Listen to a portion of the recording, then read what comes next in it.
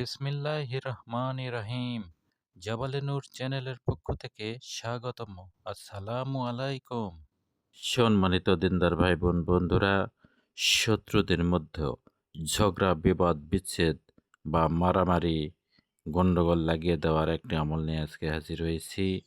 আজকের এই আমলটি নেওয়া হয়েছে পুতুল বান নামক তাবিজের কিতাব থেকে। এই কিতাবটি সংগ্রহ করতে চাইলে আমাদের সাথে হোয়াটসঅ্যাপ বা মোবাইলে যোগাযোগ করে কিতাবটি সংগ্রহ করতে পারেন। সম্মানিত দিনদার ভাই বোন বন্ধুরা, এই আমলটি শনিবার বা মঙ্গলবারে করবেন। পাক পবিত্র অবস্থায় জায়নামাজে বসে দুইজন শত্রুর মধ্যে বিচ্ছেদ বা সম্পর্ক শেষ করার নিয়ত করবেন। এই আমল করার আগে প্রথমেই চারকুল এবং আয়াতুল কুরসি ৩ বার পাঠ করে সারা শরীরে হাতে ফু দিয়ে সারা শরীর মোছা করবেন। এতে শরীর বন্ধ হয়ে যাবে এবং এরপর এই আমলটি করবেন। এই আমলটি করবেন সাদা কাগজে মেশক জাফরান কালি দিয়ে নকশাটি লিখবেন। স্ক্রিনে দেখানো নকশাটি সুন্দর করে লিখবেন সাদা কাগজে মেশক জাফরান কালি দিয়ে।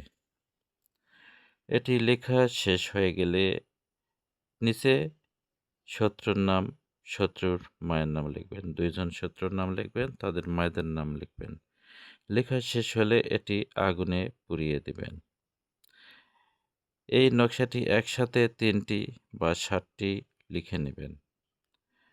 প্রতিদিন একটি করে আগুনে জ্বালিয়ে দিবেন।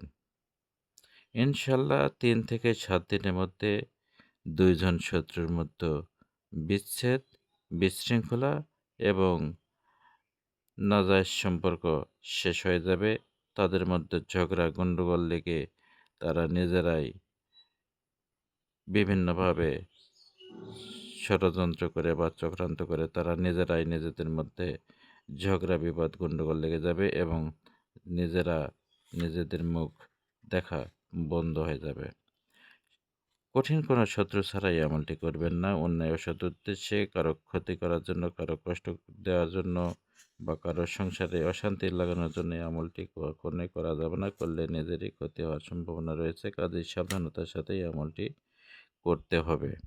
সম্মানিত দিনদার ভাই বোন বন্ধুরা, আজকের এই আমলটি নেওয়া হয়েছে পুতুল বান নামক তাবিজের কিতাব থেকে। কিতাবটি সংগ্রহ করতে চাইলে আমাদের সাথে হোয়াটসঅ্যাপ বা